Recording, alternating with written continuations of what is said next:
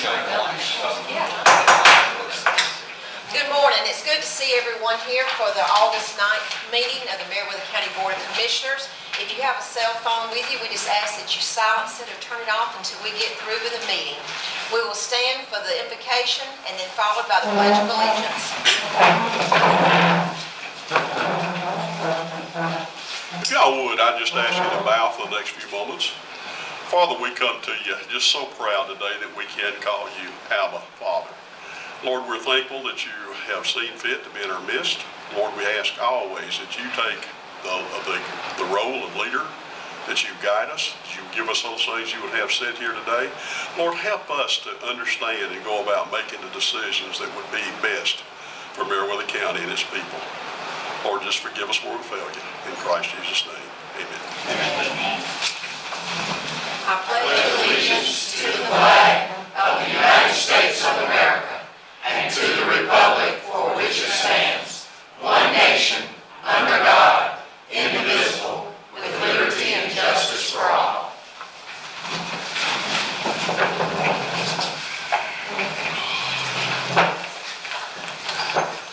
First of all, we need to adopt the agenda.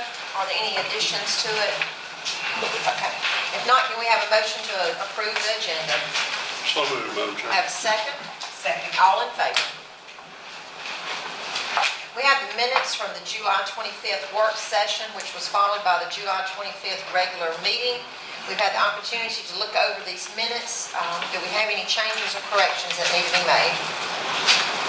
Madam Chair, having pored over these for a little bit, I see no corrections. We have a motion to accept. I move to accept. Second? Second. All in favor?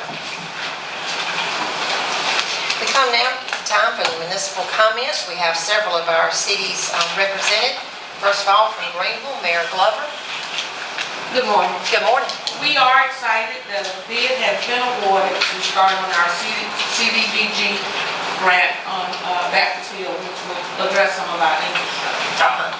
So we're excited about that. I tried hard to get a contractor out of Meriwether County, but because he had overbid it and it was a federal project, I was told it would be almost impossible to do. So it's not a Meriwether County contractor, but it has. Thank you. All right, we have Mayor Prater from Warm Springs. Madam Chairman, Good morning. this morning I make an announcement that I've been waiting 4 years to make. Dollar General has finally decided. Warm Springs.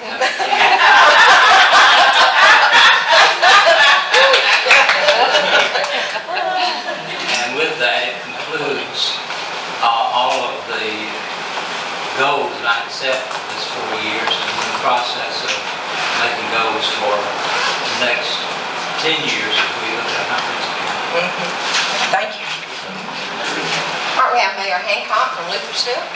Hey, Good morning. I don't really have a lot to report. We had a good council meeting last night, but I would like everybody to know I've been talking about it for 6 months now, or 4 years, but the bids are out for the bank building in Luthersville, and they will be read, and the unsealing of the bids will be on September the 12th at City Hall, so very excited about that.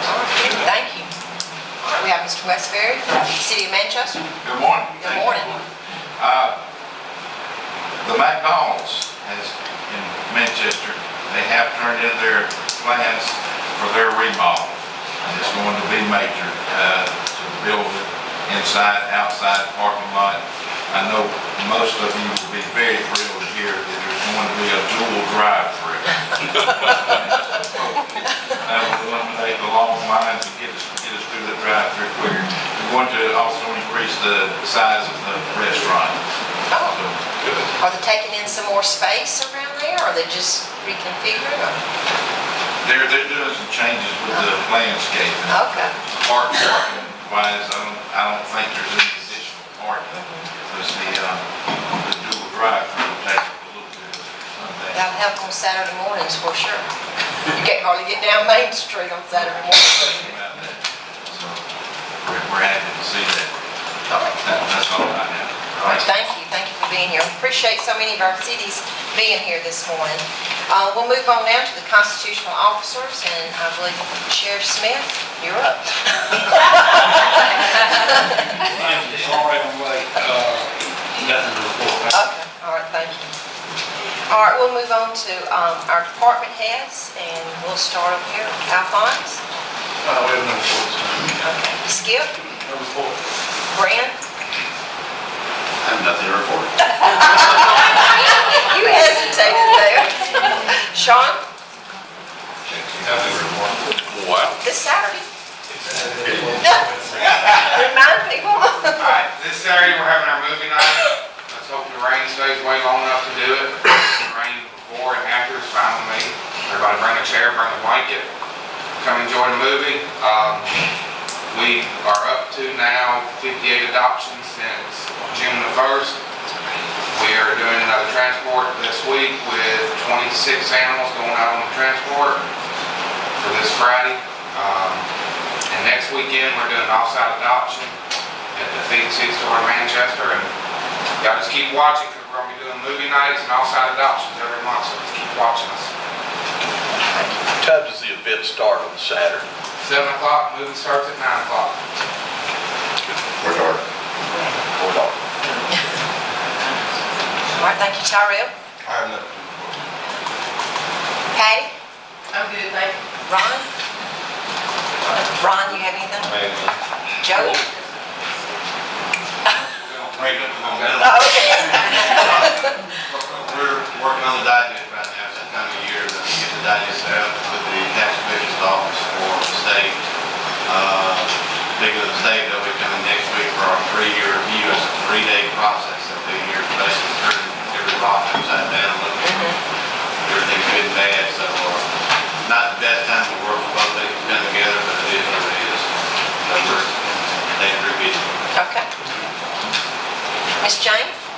I just want to remind all the towns and the county of the marketing meeting tomorrow morning at 9:30 here. And this one is the Georgia Power marketing program that they've started. And the first meeting, the marketing people will be here. And so we just hope So it's here in the morning.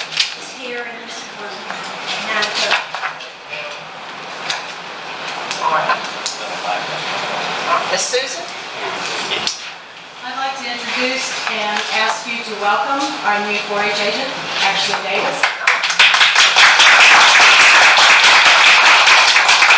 Ashley has come to us from Tift County, where she was 4-H agent for 6 years. She had a very strong, active 4-H program, but as many of you already probably know, she actually has some pretty strong ties to Meriwether County.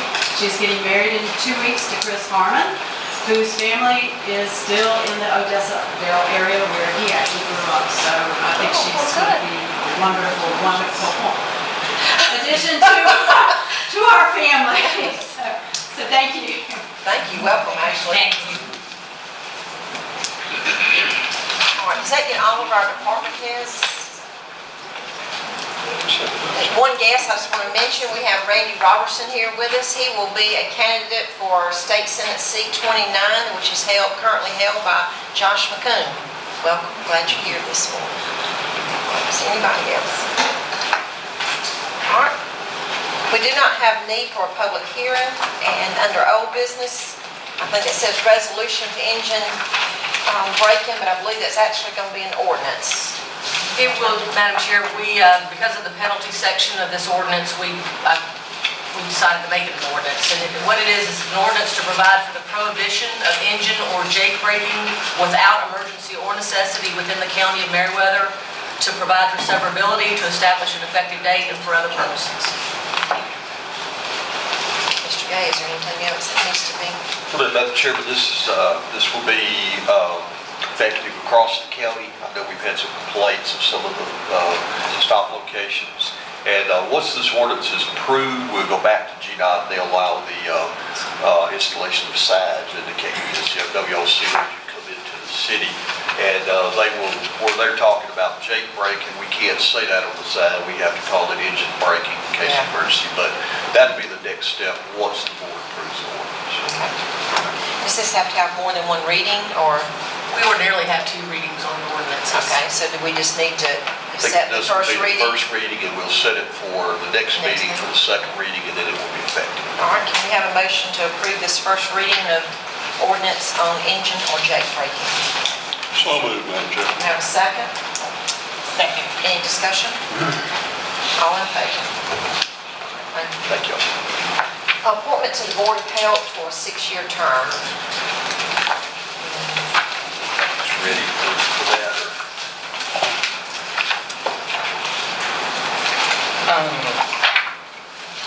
Madam Chair, that is my appointment. Okay. Unfortunately, I still have not found anyone that's committed that wants to do it, so Okay. I need to table it once again. All right, you making that form of a motion? Yes. All right, we have a second? Second. All in favor? All right, under new business, we have a lot of budget amendments, but I'm assuming we'll need to take these each one at a I was time. thinking maybe Susan would go along with us, but we'll go over each one of them. If there's not any questions concerned about any of them, we'll just vote on all of them one time. Is I that think that's appropriate. Okay, all right. I'm sorry, Madam Chair. You said if there's some questions in the process of it, we're going to discuss it, because I do have some concerns about it. Yeah. We'll discuss them. Okay, thank you. All right, If there's, Mr. Bill? if there's one that any of you plan on voting no against, we'll pull that one out and vote on it separately. All right. Generally speaking, these all have to do with revenue that we received during this fiscal year that we did not budget for, or in a couple of cases, revenue that we received last fiscal year, but we didn't incur any costs, so we had to defer that income to this year. That can be a little bit confusing, but we'll try to work through that. Okay. The first one is budget amendment number 6, and these are grants we received for the animal shelter, a $10,000 grant and 2 $5,000 grants. Now, we segregated those line items on revenue and expense.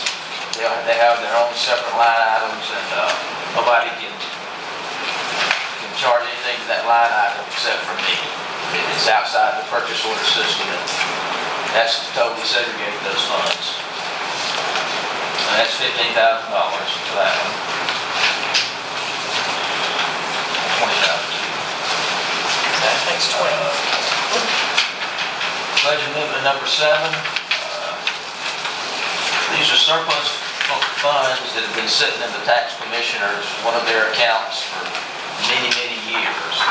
And they've transferred those funds to us with an accounting of what those funds are made up with. And we're going to keep that, and they're going to keep that in case somebody comes back 6 months, a year, several years down the road and claims those funds, we'll be able to return those funds and know that they've tried to find people that either wrote the checks or whatever and weren't able to find them. So then does it have to be turned over to the state? So is this where like somebody overpaid on taxes? Or Overpaid. give us some examples of where this is going to come from. Overpaid on taxes, it was a tax sale, and we sold the taxes, and they never did redeem or anything like that. Madam Chair, I have a question. Sure. So the breakdown on this, because you got two. One is excessive fund turned over for the prior years. Is there any way possible we can find out what years that was? Yeah, I'll get it. Because that is a sizable amount of money Yeah. that has not been collected. So has that been in the past year? Well, these are These are collected. These are excess. I mean, collected, Yeah. but we don't know. We know basically who they came from. We haven't been able to track those people down. Are we talking about maybe, 10 years, 20 years? I mean, do we have any idea? I'm not sure how far back that goes. It'll go Okay. back a long way. So is this money where we collected, and if people they come back to the county and said, this is money that's due to me, this is the funds that would come out of that? Okay. Is there a time frame that they can come back and ask for this, or it doesn't make a difference, 20 years, 30 years? I think if they can make a legitimate claim to the money, I don't really think there's any time. But So we have to it's just such hold a- on to it all this time? I mean, it cannot be used? You just have to be prepared Prepared to refund. refund it Refund if if it- necessary. I think you can use it in the meantime. The reality is, as long as it's been, it's unlikely anybody's going to come up and say, hey, you owe me $50 for 92 or something. So, I feel pretty safe with dollars.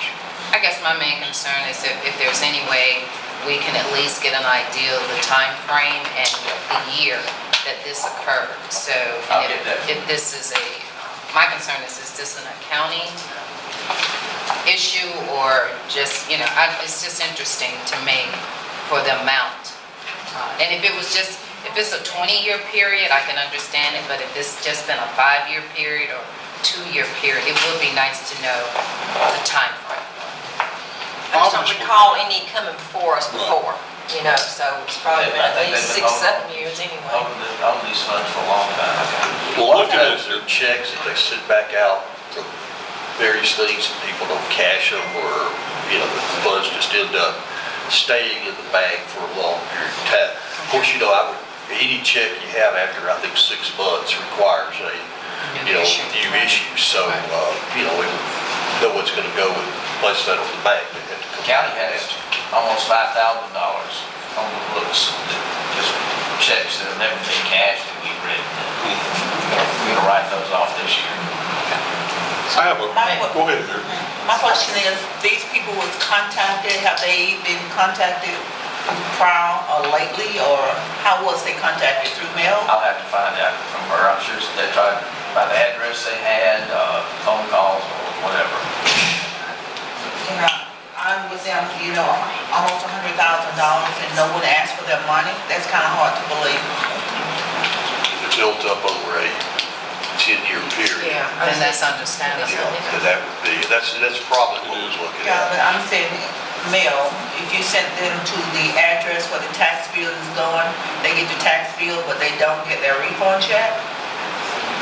But they may not own the property anymore, so that's what it is. So they may not be getting tax bill because it may be a property that was sold, they said. Exactly. So- Or Stayed. And so many people don't have landlines now, you can't even find a phone number for people. Track those days.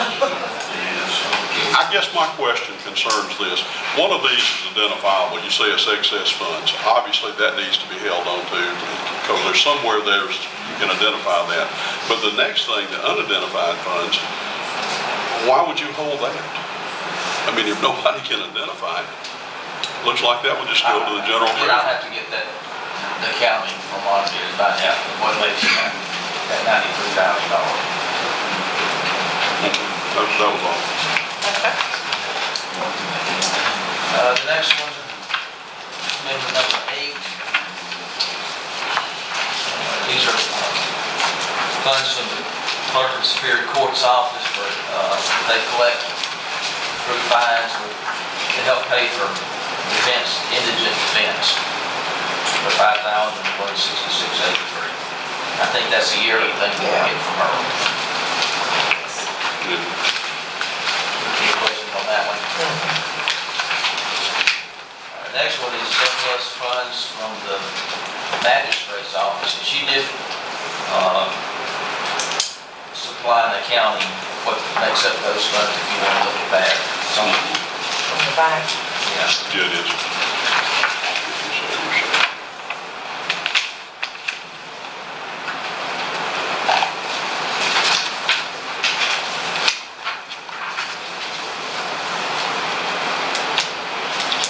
So this would be the victims did not claim this money.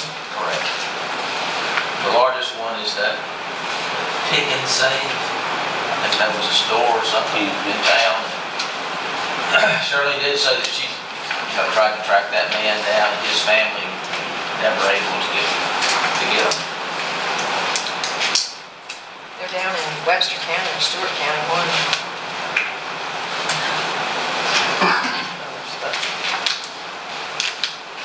Chevron Food Mart, is that in Woodbury? So I'm not sure what it is.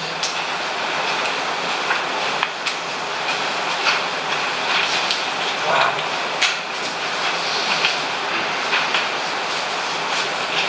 Next one is, number 9, next one is 10.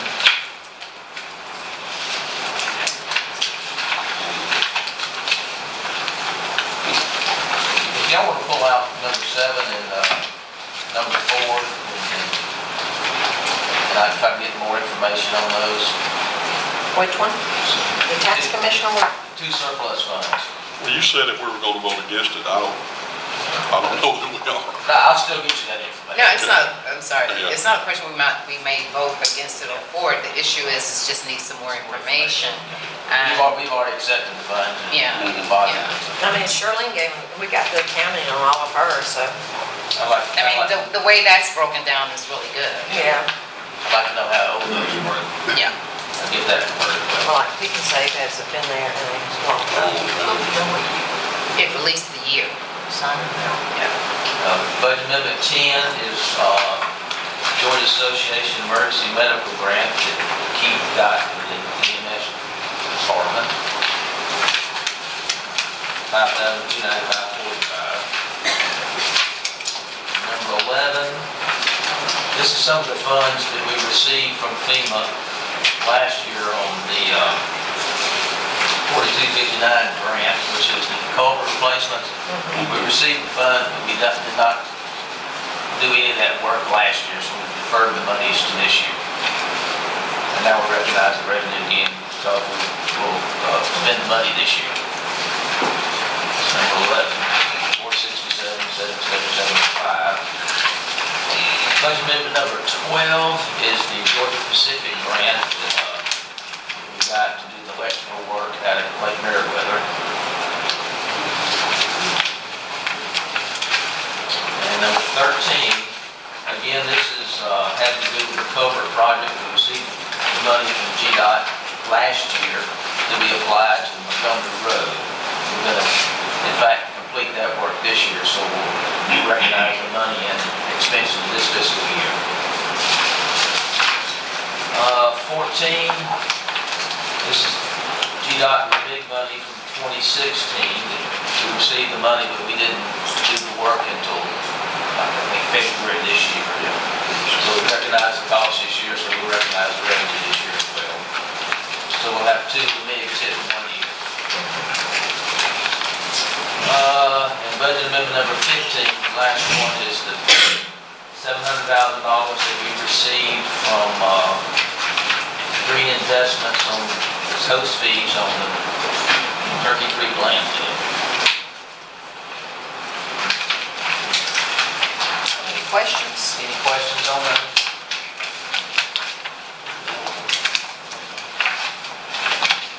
I think one good point to make here, look how many of those are grants and or donations money for the county. You know, that's, With the exception of the couple of deferred revenue ones, they're all out of the ordinary yeah. revenue that we were getting. We'll have a couple of those next year as well. All right, we put all the budget amendments. If there are no further questions, can we have a motion to approve the budget amendments that from 6 to 15? Madam Chair, I make a motion to approve budget amendments 6 through 14. 15, I'm sorry. Have a second? Second. Any other discussion? All in favor? Definitely want the last one. Thank you, Madam Chair. We want to know too. Next is the appointment to the Meriwether County Board of Assessors to fill an unexpired term. And I believe that's going to be the position of Mr. Proctor.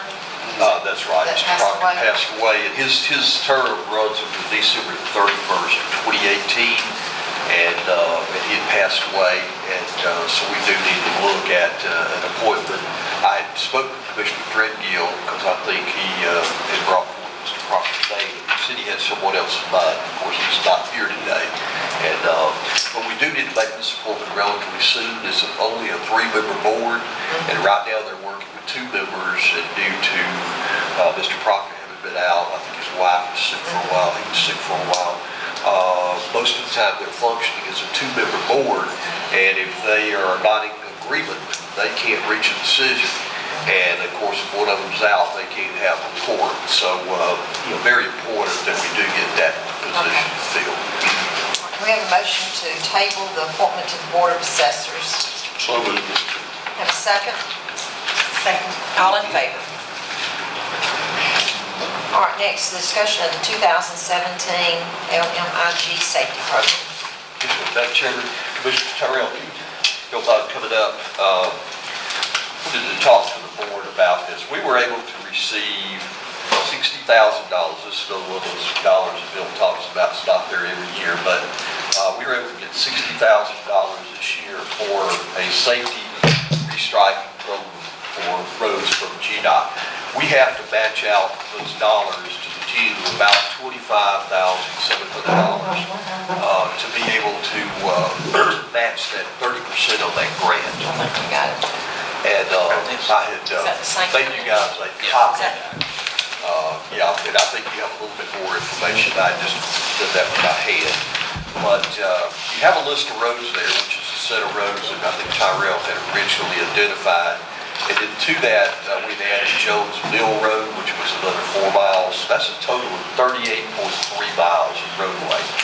And Tyrell also has, where he's gone back and taken a look at a list of roads and commented on whether or not they needed center line and edge line or just center line. If we do only center line, we can stripe about 57 miles based upon, historic cost. Right now, if we do center line and edge line, we can go about 34, 35 miles roadways. The reality is, if the road is very narrow, you really don't want that edge line striping because it creates like a cart path to try to drive in. You're better to have just a center line. Tyrell looked at it, you correct me if I'm wrong, you had indicated that you thought Gerald Road needed edge line, and maybe River Road needed edge line, and the rest of them on the center line striping. So we really could add some additional roads to this list if y'all have roads that you're interested in adding. I think I saw, I'm sorry, Ms. Mary, go ahead. I'm sorry, I think I had mentioned to you, I have had several calls about Primrose Road, and if that could be added, I really would appreciate it. Good roads. See how long that road is about? It's pretty long. Yeah, it's pretty long. Yeah. Well, I think Madam Chair, I sent Tyrell a note yesterday to try to find this. I sent an email to you all regarding Primrose. If nothing else, from Tenny Nelson going all the way back to Greenville. Back to 27. Yeah, there is, you can't see. Right. I mean, it's really bad. There's nothing on that road. I think we can pick up roads such as that. If we only do the edge lines on those two he's mentioned, we can do it within the same amount. I think so. What I'll do is I will look at that. Also, another thing we may be able to do is instead of doing solid edge line, we might do skip edge I was going to line. ask about that. And, that way, I've seen it done in other locations, and it's kind of different, but it saves on paint. It's not going to save you a lot because the machine still has to go. But if they do paint the skip lines instead of solid, it is some savings. Is Primrose one that would need the outside lines too, or be wide enough for? I think you need the outside line on Primrose too. You would need it? You would, yes. Yeah. Okay, so that would be center line and edge line. Okay. One of the things I've had from some of my older constituents is they really like that edge. They like to be able to see it with a white line. And even if we could do something broken in some of those areas, I think that would help them. Yeah. Some of the roads, like I'll use Luthersville Road as an example. I don't know for whatever reason, but I'm driving in my truck, it just seems like it's incredibly narrow. Oh, it is. And if you had an edge line, they have to pull a little bit off the edge anyway to get the striping down. That's going to be, or unless you drive a little bitty compact car, it's going to be hard to keep it in within those lines. So I think it would be a road like that, but we can look at the skip line on some of these and maybe save some dollars. I don't really have a price on the skip line, so I don't know how much difference it would be, but we can bid it and see as an option. Well, I think around Luthersville Road and some of that area up there, lines are kind of a suggestion anyway. Right. That's true. Madam Chair, the other thing too is a lot of these roads are so curvy. Right. So it's not like we're going straight, and Luthersville is one of those roads. When you're coming out of Luthersville, getting ready to go onto Appleton Road, it's really bad. And then when our tree limbs are not cut back, it makes the area even more darker and you can't see. So once again, we're not gonna be able to get a lot done, but definitely it's good that we're gonna be able to get, some of these roads Maybe, done. 45, 50 miles even with the edge line. Now, they also will fund, if there's an intersection out there that you guys have some major concerns with, we could do raised pavement markings as well. And we can put those there. They're obviously more expensive. You'll see them in some jurisdictions, but the trouble is, I remember one year we had an ice storm and we just put out those raised pavement markings. We scraped the ice, we scraped all of them too, so we had half a truckload of those. But they are really good if you have a severe curve or something, or high-speed road. I think I sent you guys some recommendations on selection of the roads, and we wouldn't want a strike meeting that we were going to resurface for the next couple of years. I would say you look at the high-traffic roads, things of that nature. So we have the list of roads here, and I think we've talked about primrose. Are there other roads that we would like to look at? Mount Carmel Road. I sent you Mount Carmel Road. Mount Carmel Road. Okay. There's nothing on that road. All right. Okay. If it's all right with the board, what I will do is I will calculate, if Tyrell can get me the distances on these roads, these last two, I'll calculate what the cost would be adding in the outer edge line striping, and then I'll come back with a number, and then I can estimate about how many more miles that you have. And then if you guys can send me just a list of other roads that you might want to consider if we have available dollars. And I want to maximize the dollars we can use on this program. Ms. Gann, I have a question for you.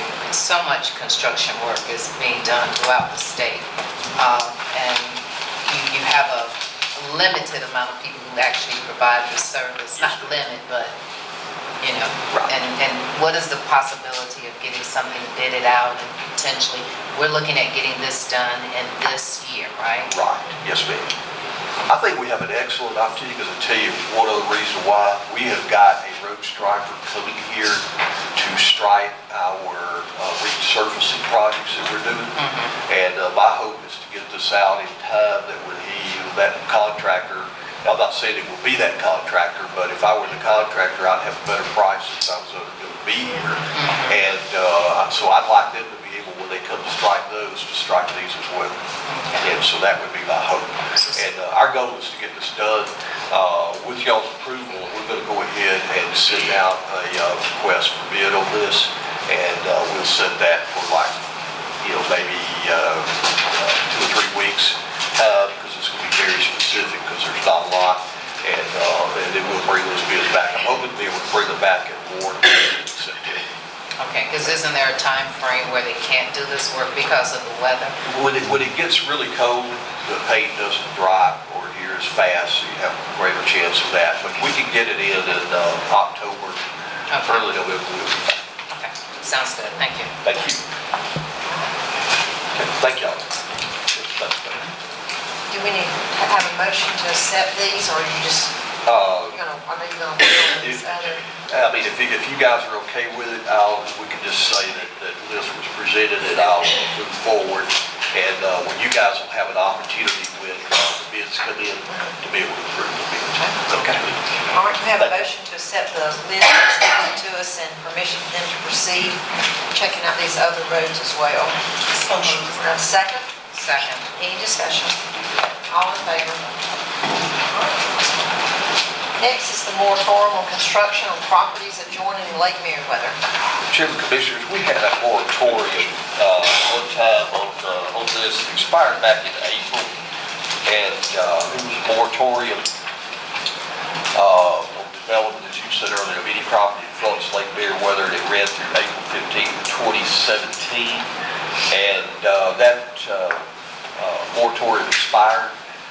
We've talked about it. I think it's probably important that we renew that moratorium, because we're still in the process of planning with Lake Meriwether. We had a meeting last night, and so my recommendation would would be for us to extend this moratorium until December the 31st, 2017.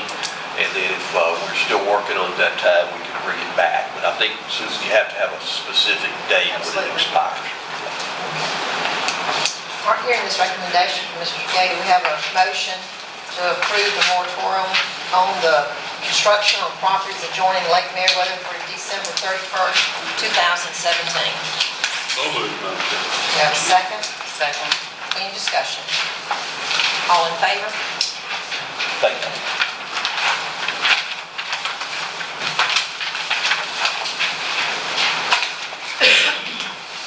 Okay, discussion of prosecution of cases in probate court.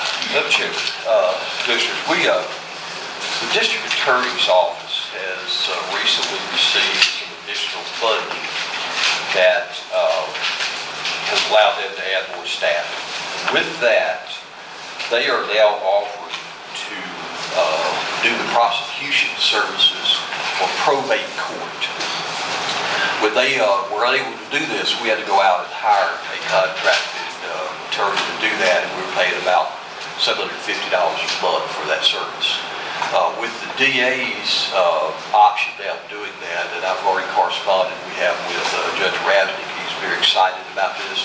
In fact, he wants to make it effective where they can do the next term of Sessions Court, which is next Tuesday. And I have talked with the contract attorney, he's fine with that. We've got a letter right here that Allison just did. I was really waiting until after y'all's meeting today to sign it, where we will be discontinuing that service. And he's fine with that, and it'll save us $750 a month. A lot of these cases get referred on if they're appealed over to another court anyway, so the DA's office ends up handling them, having to be involved in them at some point. So it makes a lot of sense to be able to do that. Judge Rasnick is in agreement with this. He's kind of excited about it because it'll help, I think, move from one court to the other. So our recommendation would be accept the offer from the District Attorney's Office, and it is at no cost, by the way, and under his existing budget, and allow us to issue the letter to the existing contract attorney terminating that agreement. I guess my question, why is that feasible now? It wasn't feasible earlier. He got some additional funding, which he was able to do additional staffing with. Madam Chair, I have a question. Do we know how long this program is going to do? Because, grants, is this funding something that he's going to be able to provide for us for a year or 2 years? I think so. I think it will do until the court system grows such that he just can't handle the caseload. And of course, maybe they will, do more. I think the positions he's got are not temporary, though. I think they'll stay with him. Okay. All right, can we have a motion to accept the offer from the DA's office to prosecute probate court cases? So moved. Do I have a second? Second. All in favor? Thank you. Thank you. Next, we have a report from our finance director. Got a couple of reports before you. One is listing of the bank balances, our general fund. Nice balance is $1.9 million. Got some funds down in the EMS account and 911 that will be transferring up to the general fund this month. So it's going to be close whether or not we have to go into town or not. Hopefully we won't. We'll know probably by mid-September. We'll get a sizable amount of money from the state insurance commissioner on the 15th of October. So the first couple of weeks of October will be kind of going to be tight. Hopefully we'll make that. So you think there's a chance we may not have to go in it at all? There's a chance. Great. That would be great. Because we start paying for road paving in a couple of weeks. Yes, it's good. I mean, that'd be the first time in how many years? 100? Many years. Anyway, any questions on bank balances? Other report is the property tax analysis. Tax commissioner was able to get the 2016 collections up over the 95% mark, so that would make Parcel Revenue happy. We did ask for extension on submitting 2017. Mr. Gates probably going to talk about this, but extension was granted from the Department of Revenue. I'll let him talk about that in the fire district stuff. Any questions on this? Chair, I have a question, and Bill, we can probably go over this on a one-on-one. Okay. But on this 2014, I still have a hard time where you have this adjustment in outstanding, which is a minus, but then on your percentage, it's 100%. You see what I'm saying on 2014? So, just to help me understand how this works, it's still a little confusing to me. How you can have 100% collection. I'm not sure what happened in 2014, but there was a big, after the tax digest was published, they had to go back and readjust it for some major event. I'll find out from Joey's office what that is and let you know what that is. Okay. I probably need a lunch and learn. On that figure you have on the bottom, years 2009 to 2015, that 211,000, is that the portion that would belong to the Board of Commissioners? Yes, that's our portion. So when you have this 503,000 that's outstanding, only 211 really belongs to us? No, that 503 is ours. That's ours. Oh, you just went through the 15, okay. This form only deals with us, so if, Okay. total of 503 coming to us, you'll know it's 550, 575, maybe 6 that's outstanding to the school board as well. Okay. I'm sorry, say that again now. Just repeat what you just said. Okay, this spreadsheet only deals with the county's portion of the taxes. Okay. Under totals, you'll see that for totals year 9 through 16 is 503,000. There's the school board is additionally owed probably around 600,000. That's outstanding to them. Okay. If not more. Not good. Because they get 60%. 60% of the taxes. We don't get 30%. But each month when I do this report, we chip away at every year. There's a little bit that comes in for every year, not a lot, some of the older years. Trudging right along. And there are a lot of assessor's office now, and David Knowles is working there. They're looking at the manufactured homes. There's a lot of those that have outstanding taxes. And some of them are no longer there, so they'll be uncollectible. So some of that will clean itself up. We'll just have to take it off the books because it will not be there to be collected. But we'll try to get a better handle on that.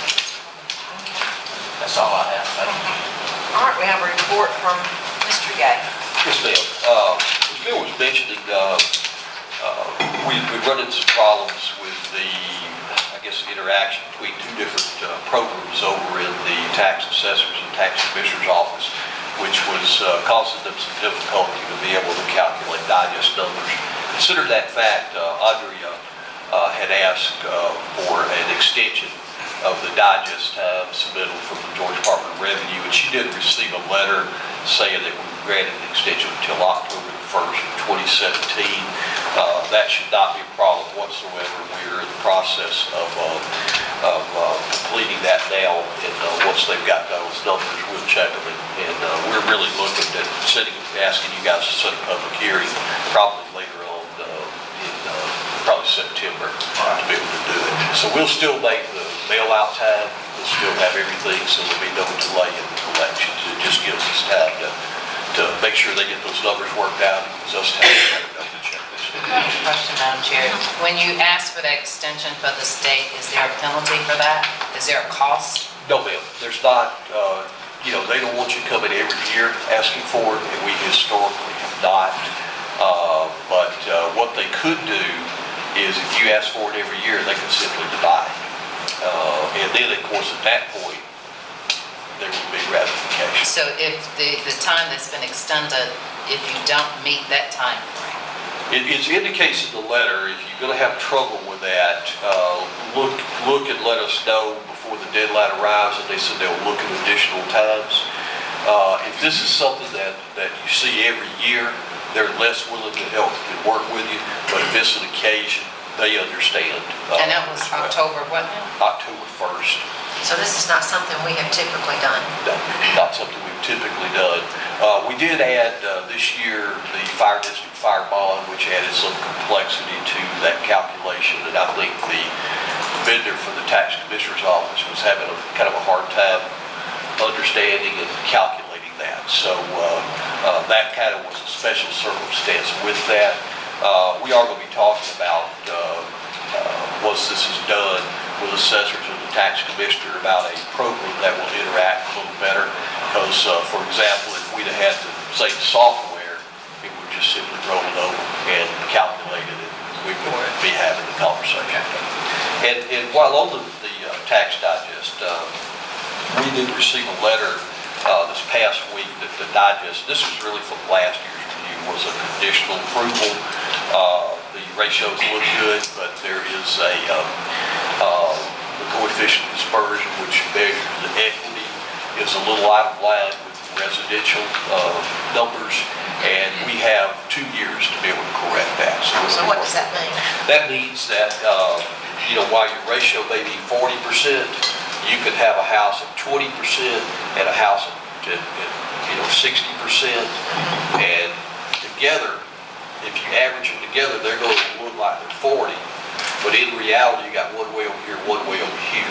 So while your ratio numbers look good of your sales versus your value, they're all over the book. They're not in line. They want you to be within like 30% on one and 50% on the other, where they will. This is talking about the the tax value versus the sales price. Sales price.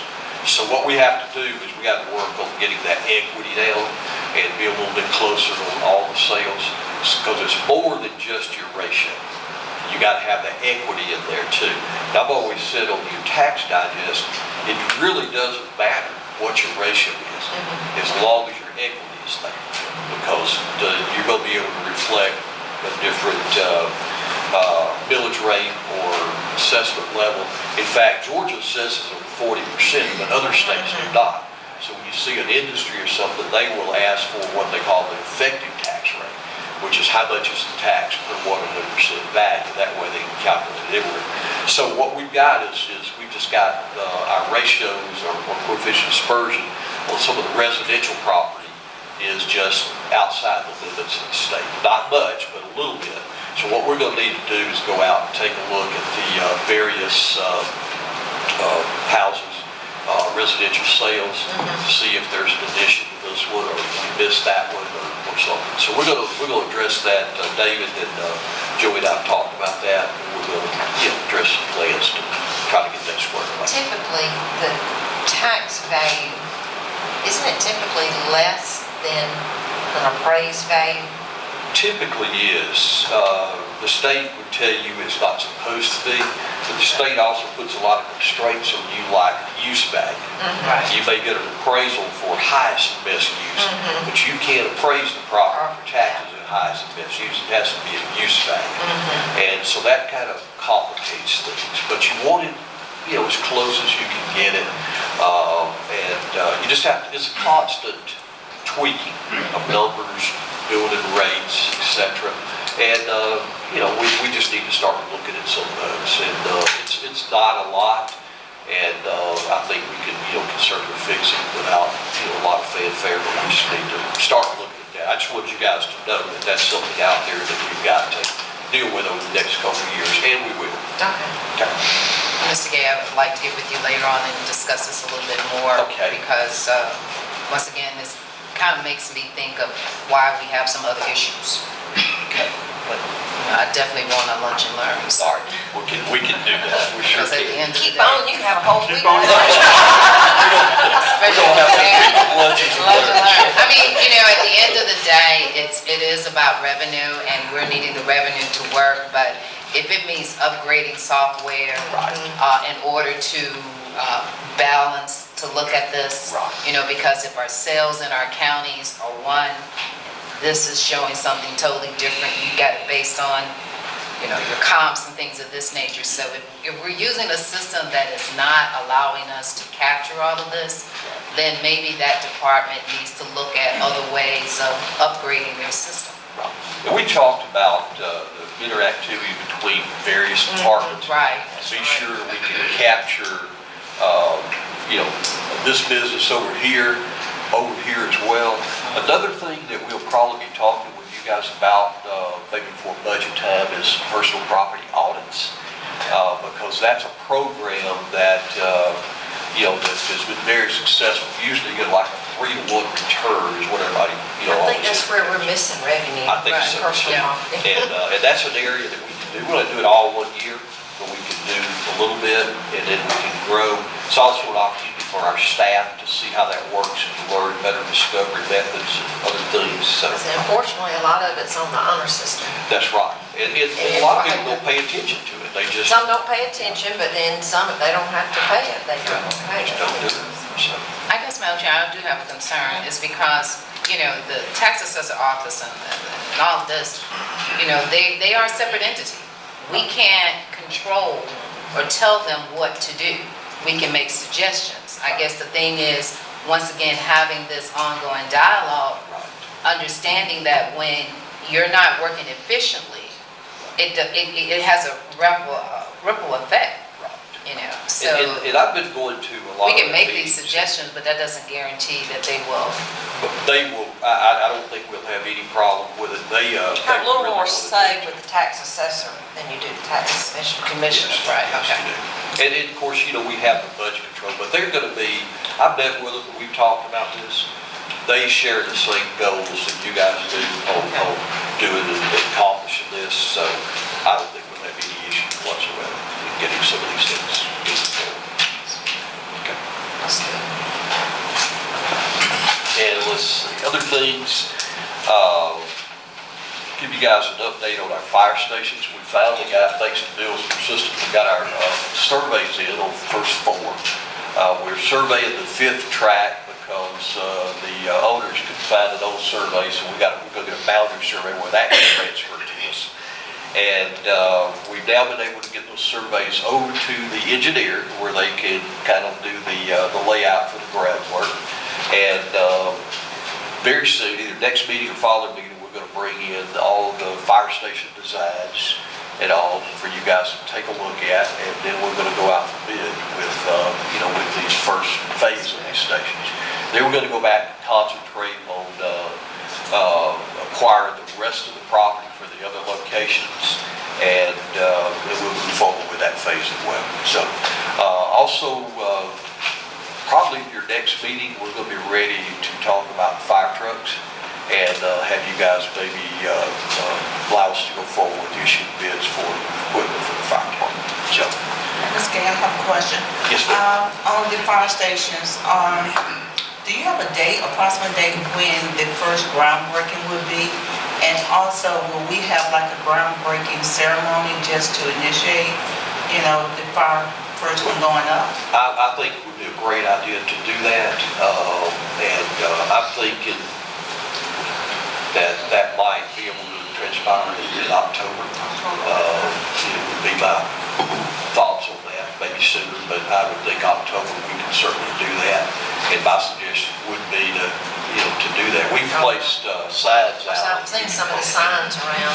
Right, and areas we are, but I think we'd be able to do that, and I'd like to see them start coming out of the ground and just get these rolling. So, And if we do, that will be within a year right. of being approved. Right, and one of the holdup has been the surveys. They've done good, but they're so busy, and we just got those in, Friday, I think it was after 5, I think it was Friday when we got them in. But Bill's already got them up to our architect, and he's getting them to the engineer, and so we're moving forward. So I'll be real happy to see that first one come out of the ground. Okay. On the other things we've had going on, I had a recreation board meeting. I met with the recreation board the other evening. Excellent meeting. They focused on growth for the future and items that they would like to see. I've drafted a contract for the use of the facility with the school system, and I'll send you guys us a copy of that as soon as I had a chance to get it to you yet, but it's a lease, kind of based off of an existing lease, so I think it'll work good. And that'll allow us to be able to work together on that. We're setting up some meetings, I think, for next week. I know Ms. Berry and I were going to go down, talk to Greenville about some things we're going to do there with recreation. So excellent meeting. Met last night with the Lake Meriwether Board. Thought that was a good meeting. They're doing something very similar. They're trying to plan for, good things coming forth into the future. I know that we have a service delivery strategy training that's coming up. I think most of y'all have registered for that. 31st. 31st. And I think, Bill, are you registered as well? Bill will be attending as well. Yeah. So I'm not going to attend, if that's okay. I'll you guys will bring me back to data. I've been through that a few times. Road striping we've already talked about. And I think that's it. We just been a very busy time. Allison and Beverly and Bill, they've been working on getting people re-signed for the pension retirement, and I think we've had a really good turnout with that. In fact, they're over 911 today working on it. And so anyway, been a busy week, but we've made a lot of progress. All right, we'll move along to our comments from the county commissioners. Commissioner Gray. I don't really have that many comments, but I have one. I would like to give a shout out to Georgia Little League team now participating in the Southeastern Region for World Series. If they win the game today, they will be going to Philadelphia to compete for the World Series. Fantastic. She's being modest. You guys start. That was my favorite. It's in that league, but they will be traveling hopefully after today. So far, they have beat out Tennessee, Alabama, South Carolina. Oh, that's great. Let us know and we'll get it in the paper. Okay, I will. I can send you some footage. If you haven't watched it in the news, you probably seen Blaylock on the news hitting the longest home run. I saw that. Okay, that's my method. All right. If they go, I bet you will too, right? I am going to. I'm heading to Warner Robinson this afternoon. Definitely let us know so we put some coverage in it. That's great. Anything else? That's it. That's why I'm so into recreation, because it's vital to these kids' growth and development. You would not believe the love they develop for one another and the teamwork. Thank you. All right, I just have a couple things I want to mention. On Friday, I had the opportunity to attend the kickoff of the new school year, and I know Mr. Westbury and Mayor Prater and Mayor Glover were there. I'm sure y'all felt the same way. It was just an awesome, very inspiring kickoff. Our school system has a lot of good things going on, and I don't know, I wanted to walk out of there and go sign up to teach. I mean, I don't know, they just, it was great though. I'm looking forward to good things happening there, and all those students will go back to school tomorrow. Then on Saturday was the back to school bash. There were over 650 children who came through the back to school bash, and I just cannot tell you how many volunteers there were there. I mean, and it was over, 650 kids. I mean, all of them had at least one parent. Some of them had more than that, or a grandparent with them. They received services of dental and vision screenings. They could get other health screenings. They could get haircuts. They could get braids done. They got just a bag full of school supplies, but they got new shoes, they got new underwear, they got new socks. I mean, it was just a real coming together of a lot of people to make that happen. Plus, they were fed, and there were games for them to play while they're there. Of course, it was 400 degrees, but other than that, it was a great day. Also, yesterday I attended a meeting of the EFSP with DFACS and Family Connection, and that's the Emergency Food and Shelter Money. counties can get that money, but somewhere along the line, Meriwether County has sort of, not on our part, but from, I guess, really from DFAC, something happened and we did not get those funds. And they're working really hard to get those funds each year, and we've just been awarded like $11,000 that will be coming soon, and that's to help people with utilities and rent and all, and it's not based on income. It can be people who are working but simply cannot make it for whatever reason. So kudos to Rhonda and those with DFACs and Family Connection who are making sure that that is happening. And then on August the 19th, I know Sean mentioned they're going to be doing a pet adoption at our store in Manchester, but unless it's changed, somebody's also going to be cooking lunch that day and selling We hamburgers. are ourselves. Our vendor canceled, so we're gonna do it ourselves. Okay, we're gonna be cooking hamburgers, hot dogs, or whatever, and all of those proceeds are gonna go to the animal shelter. So even if you don't want to adopt a pet, come and at least have lunch with them that day. Well, it's from 8 to 4 is what y'all are doing, I think. We're gonna be doing But food lunch- from 10 to 2. 10 to 2.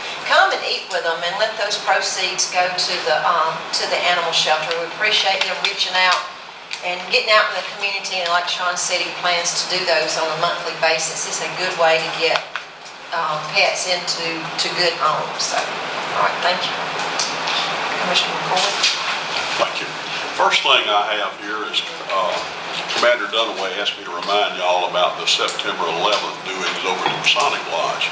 They'll be recognizing all the emergency personnel over there, and he also said if anybody wants to donate pies and cakes, they would be gladly accepted. Last night at our Lake Meriwether Board, I thought it was a good meeting. I guess the biggest challenge we have approximately 25 acres there that we can utilize and do something with, and we're trying to get everything to merge or mesh together, so that is going to be really the challenge there. As far as the covered bridge, the pedestals, I've got those forms laid out, just about completed. And what I'll probably do, Tyrell, is call on you for a couple of guys to pour that. The thing about this is it's going to take roughly a yard of concrete. That's going to be a little bit more than we can do by hand, I think. But what I've done with the Echo box, it will be sitting there with a box beside it that will have info. So, and eventually we'll cover this, is what Mr. Thurman's thinking about. So I'll have that ready to go pretty early. If the weather would just oblige us just a little bit, it'd be a lot easier to get that out. So We were thinking of covering the information box in a similar format where it would look like a smaller scale of the bridge. make that profile of the bridge, which would be pretty easy to do. Got one other device that Carol mentioned to me yesterday that we're going to need to install down there as well. It's going to be like a traffic count camera. Well, she needs to get her order in. That's right. She called me yesterday to see if we could do it. It's just a small box. I told her we would accommodate it somehow. So. And I did speak to Skip this morning. He and I talked about some kind of security camera down there eventually, because once we set this stuff up, that is a prime area for vandalism. We know that. Well, we're going to look at a street light there, which will help as well. Maybe cut down on some of the hanging around in vandalism. And, so we're going to hopefully have that soon as well. Vandals don't typically like lights. They don't. They'll move to a darker spot. Okay, and could we also, what ordinance do we have that we can have displayed on vandalism and things like that? Could that also be displayed so people know the ordinance, that if you do vandalism, that there is an ordinance that you can be fined? It may not be a deterrent, but then, It may be. We could look at posting the signs going in. It's not a bad idea at all. Yeah. Just once again. There's a sign at the bridge, about $1,000 fine for There is. speeding. Okay, Well, I well, don't this is a box that's gonna have One some. One thing also that'll help is just video surveillance signs. Yeah. Whether you have them or not, they do actually help as well. Oh, yeah. But, we like, of course, we want to get some video surveillance, but video surveillance signs usually work somewhat. How about a little stronger? Vandals will be shot on sight. My son works at a park where they have a lot of security cameras, and he said they catch far more people doing wrong things with game cameras than they ever do with those, big six Well, he cameras. was on the dumping and all that is good. Yeah, that's right. That's right.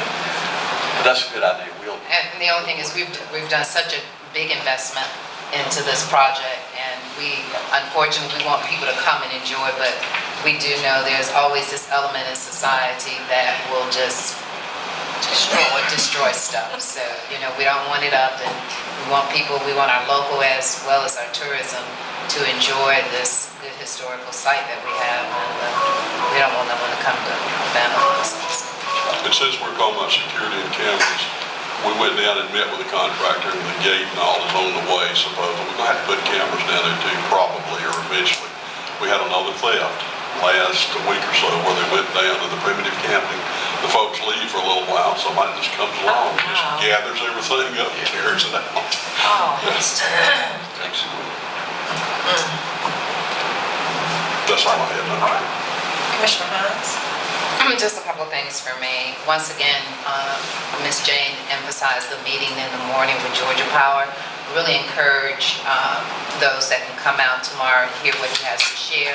This is a great opportunity to get some marketing to help us promote our downtown areas.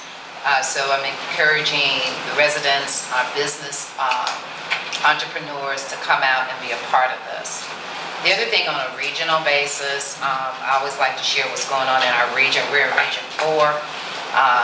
Spalding County, Griffin, you may have seen the press release. I tried to post it on my Facebook page, that a Japanese firm, and hopefully I'm pronouncing this right, Rihanna?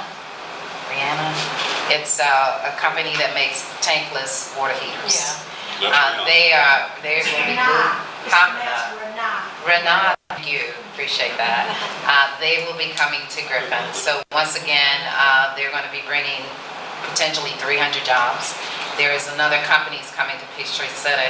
So when you look at the region as a whole, this region is doing very well. So once again, it helps bring down the unemployment rate. And we too are excited about the new company that's coming to Mariwanda County. So this area is doing well. My last thing is, most times I get so many people will share with me that they didn't know about a particular event or things that's going on in the county. And so I've launched my first electronic newsletter. So if you've not received it, you can subscribe to it. You can go on my Facebook page. Hopefully Bryn will get it so that when you go to the website, you can click onto it. And the objective is to kind of, once again, present information to people in another medium as far as our social media compact. So if you've not, please do. If you don't have the link, I'll give you the link. If you want to be a part of it, just let me know. But there's some great things going on in our region, in our county, and just another means of getting the information out. So thank you. Before we go on to Susan, I just want to mention and thank Theron and the newspaper for putting that in the article about the roads. I've had several people to comment about that. They either saw it online or in the newspaper and thought that was a lot of good information there about the roads. So thank you for doing it and for y'all publishing it. Madam Chair, One thing, I forgot, our Facebook page has reached 1,000 following, so we started that a little over a year ago, so you specifically wanted to know when we hit 1,000, we hit 1,000 this past weekend, so. Thank you. Well, good.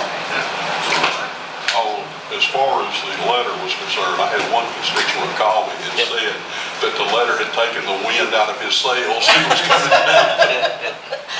Complain. So now I opened it, we can see what he got. Well, one person did call, they read the letter, and he took it to me when we talked about resurfacing that we were going to be doing dirt roads. And we had to have a little conversation there. I think he was a little deflated after that, but for the most part, it's been very positive. We're going to work on ways to identify more options of funding and maybe develop a program here in the not too distant future. Well, we appreciated it too, because I had a big hole on the front page of the bill, and that just came in at the right moment. Well, good.